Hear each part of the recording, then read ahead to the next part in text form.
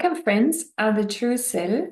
This is what this whole channel is about, and how today I want to talk about a Yoga Sutra that talks about living from recognition. Like how can we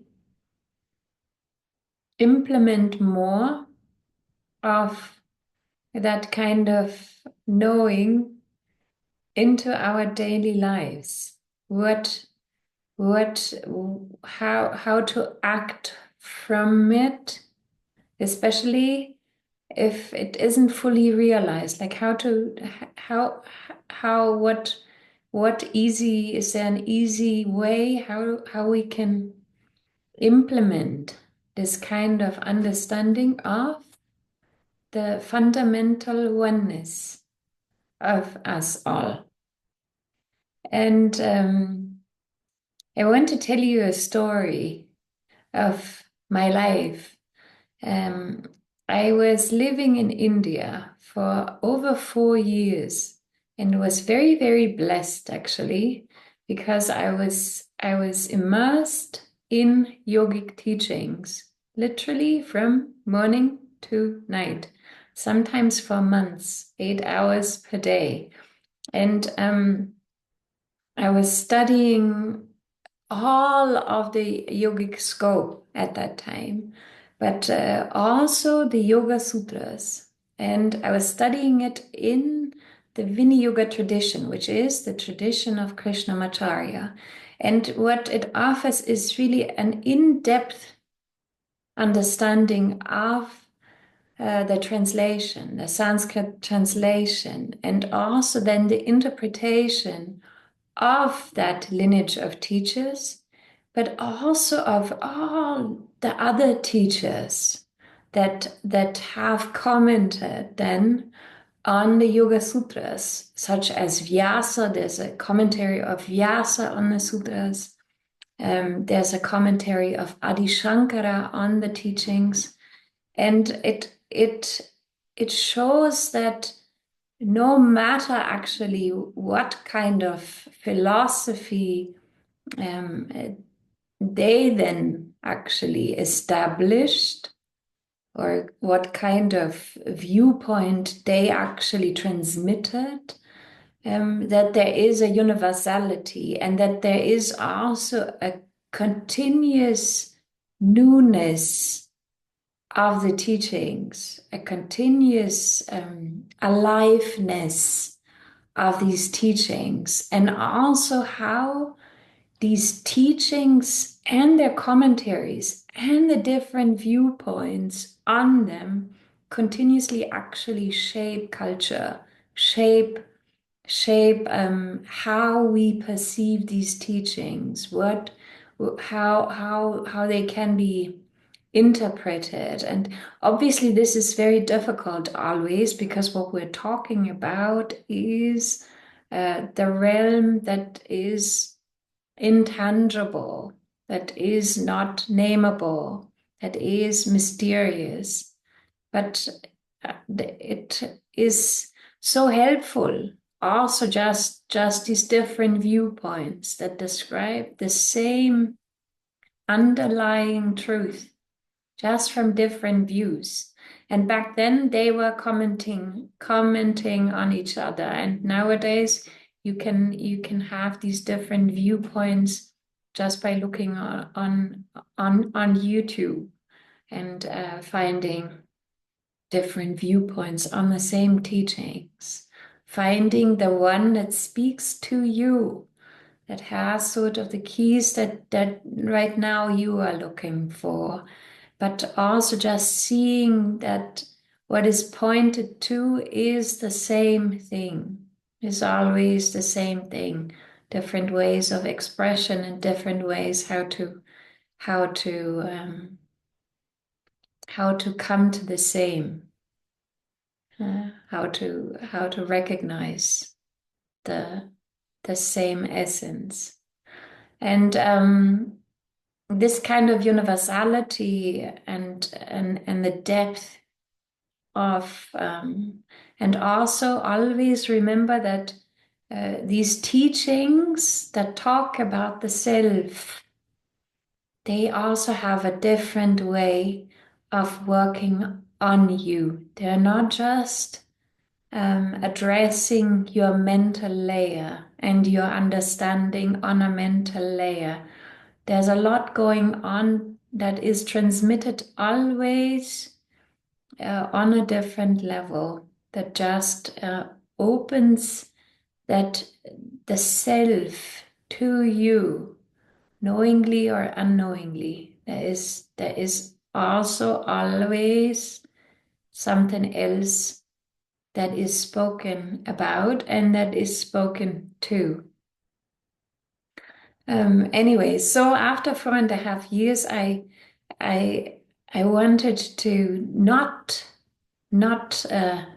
immerse myself in yoga for some time, and I wanted something else, and so I thought before leaving India, what am I gonna do? And what I wanted to do was go to the Bodhi tree, go to Buddha's tree and meditate there. This was my way to get out of yoga teachings, was to go there, which already shows the intensity and also just the stupidity of myself. Like this is my way of not immersing myself is by meditating. Anyways, so I went to this beautiful place, and if you are ever in India, I can only recommend you to go. It is a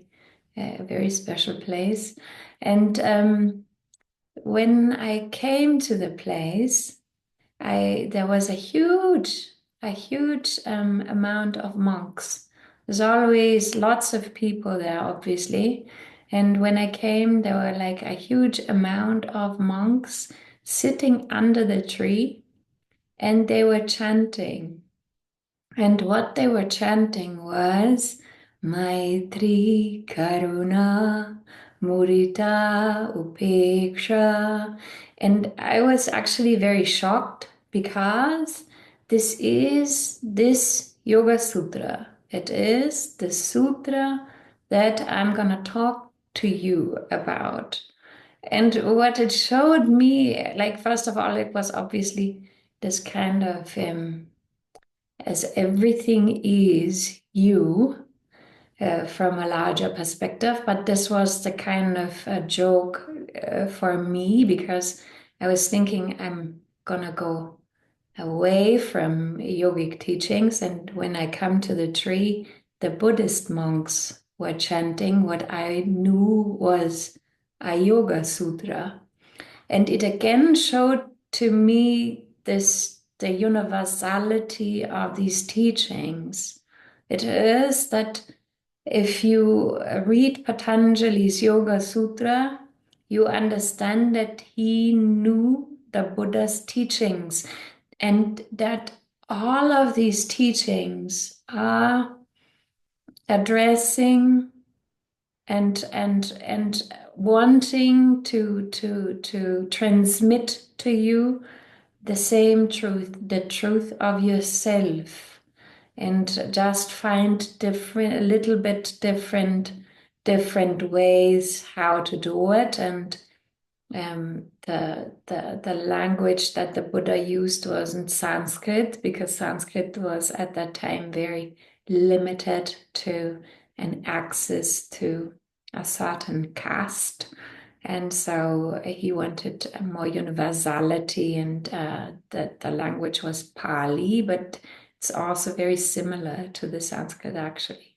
Anyways, it shows again that these kind of teachings are universal. What the Buddha then said about specifically this sutra is about what is called Brahma Vihara. It is the four infinite minds, which I like a lot, or the four abodes of Brahman. It means how to act actually from a space that recognizes our shared essence and our shared beingness, not just on the level that is pure beingness, but actually also on the level of form. This whole world and you in it forms part of this vaster intelligence that you also are.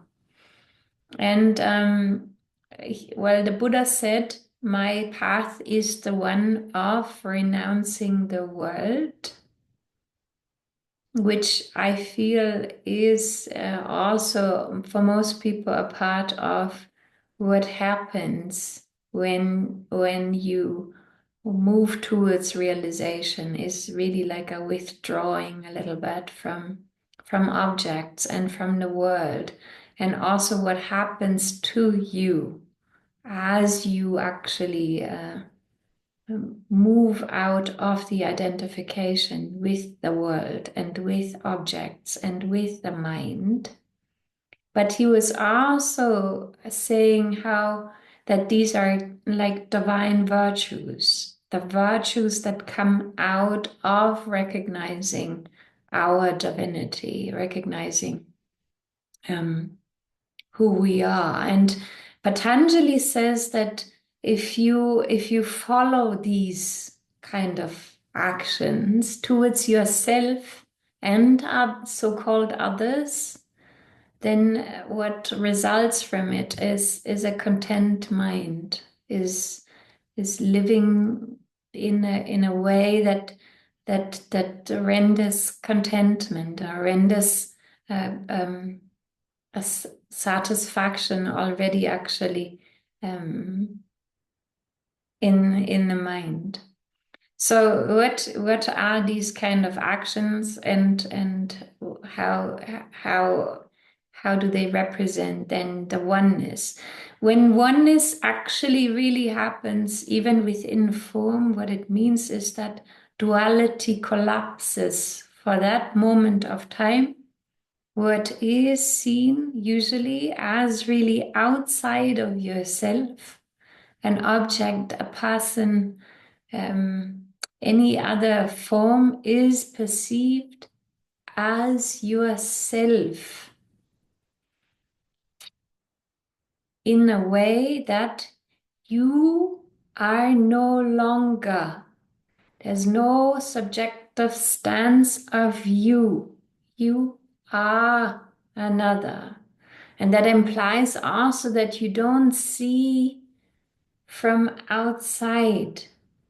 You don't see another from outside. It isn't that you look onto another, you see them from outside. You, for example, have another person's thoughts. They come up as you, for you, in you. This is when duality really collapses. This is when you become experientially aware of the oneness that exists. In this moment, these experiences are not the goal. They are meant for your recognition of what you actually essentially are, and also to obviously start to know yourself more as this larger entity, and to come from that space of knowing. And so the first divine act, or the first infinite, what comes out of an infinite mind, is to be happy if another person or you are happy.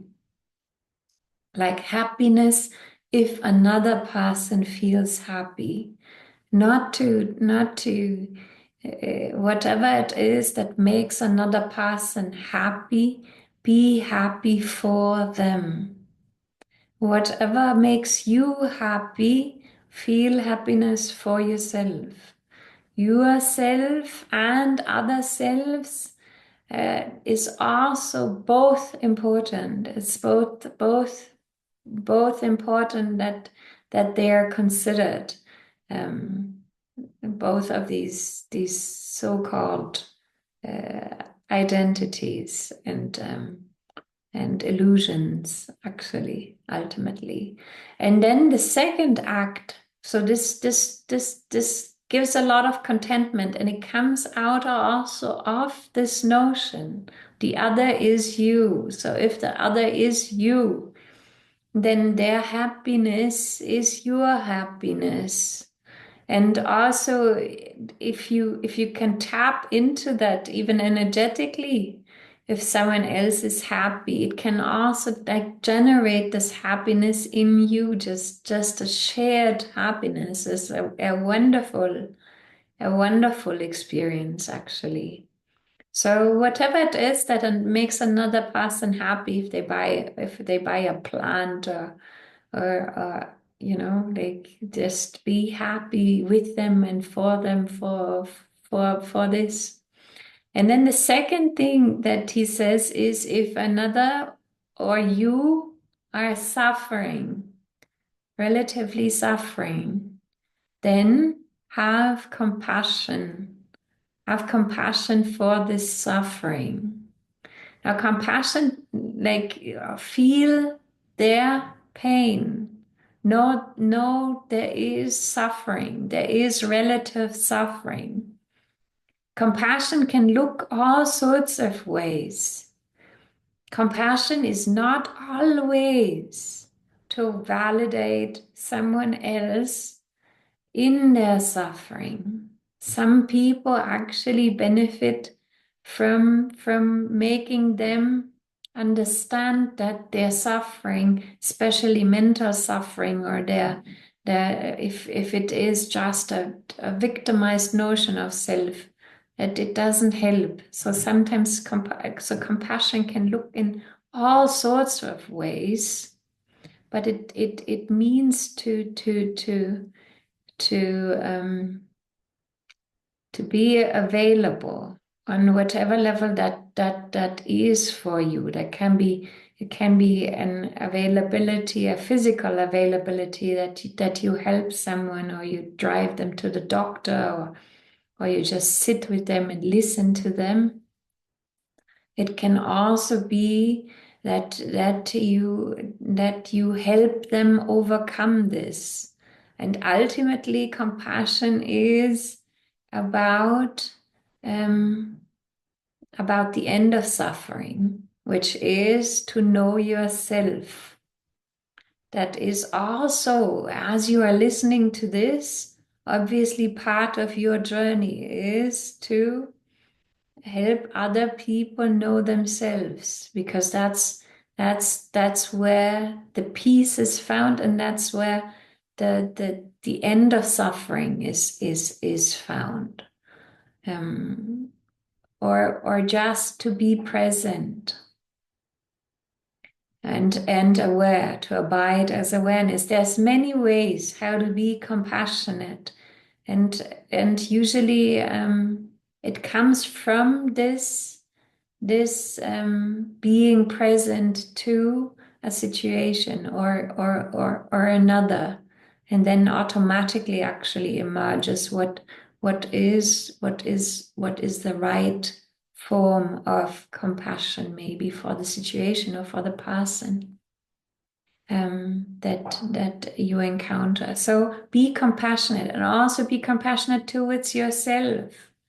All the watch all, like, be aware of all the scrutinizing and the self-criticism and whatever is going on, and see it as part of your own suffering, the obstacle within yourself, actually.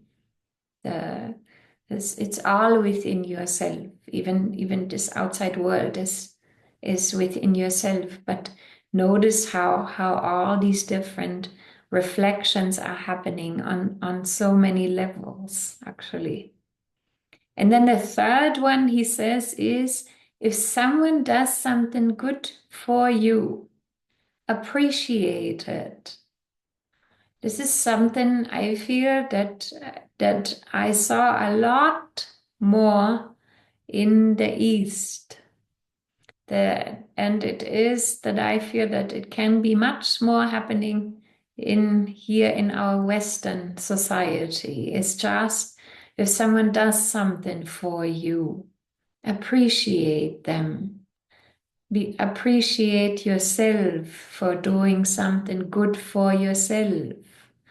Uh, Appreciate that in others. Foster that kind of like see it. Become aware of how blessed we all are. What other people do for us. Their generosity of spirit, and it is something also that enriches you, that really creates a lot of gratitude and contentment through the gratitude, appreciating other people. And then the last thing that he mentions, what is very helpful, is if someone does something horrible, stay detached, discern. You can still say that this wasn't right. It isn't also to be walked over or just accept when people really do something negative to you, but discern between the person, what they are doing, the act, and know what they still are. And also, on a wider note, know that sometimes this is how they right now, even if it's not understandable for you mentally, but this is what they want to experience. This is what another wants to figure out. This is part of, you could say, this is part of their growth. They're part of their learning. And also to stay detached from it. Again, to come from a fundamental understanding of oneness. First of all, that they are part of your learning by that, and also that they are part of of this wider self that you are. And if you did something that wasn't really nice or good, you would hope for forgiveness. And I love that actually comes from this vaster understanding. And this detachment is also coming out of a deeper realization of being. It is really to start also being detached to what is happening. And this detachment is sort of part of the self also helps with this. It is to know yourself ultimately as the love. And out of that love that you are, the essence of your being, this love that is your ultimate essence, from that all emerges. The duality emerges. Everything emerges.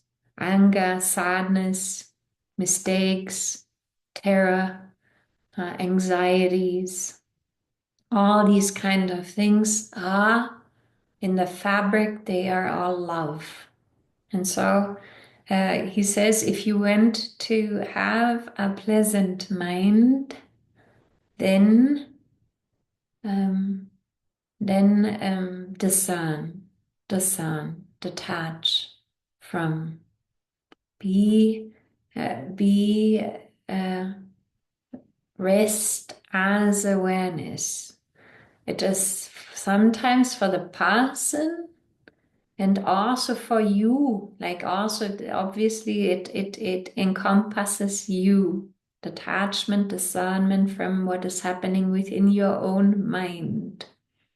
Also within your own mind, the kind of thoughts you're having. These are just collectively washed through everyone, and you take them on, or they're just mind stream. They don't define what you are. Also be discerning towards yourself. More and more start to discern between those thoughts and the self. And also then you discern more and more also with other people's actions that come from ultimately also this kind of identification, this kind of suffering, kind of helplessness. All this can help you. When you are established in these kind of actions, you're already on very well uh, um, respecting the underlying oneness that is simply the truth of what you are and the truth of this reality.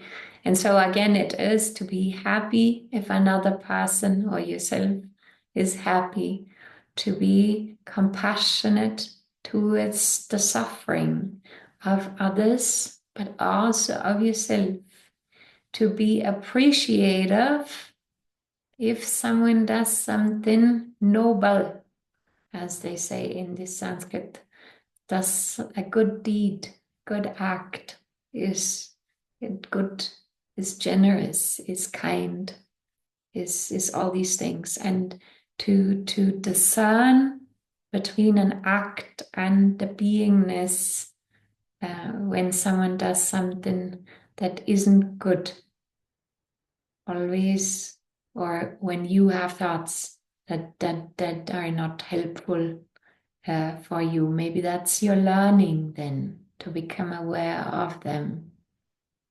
And so it's a beautiful sutta because Patanjali, in the same way that many realized masters, comes from all these views, comes from a realized view, but also talks about how what it means to transcend and what it means to then, after realization especially, but also in the knowledge already of it, in the wisdom of it, how to be in this world, what creates a happy mind for us, what's the best way, how to how to um, how to already be relatively content with yourself from that space. Thank you so much for listening, and I hope that this was inspiring and also maybe helpful, really, in your interactions. Namaste.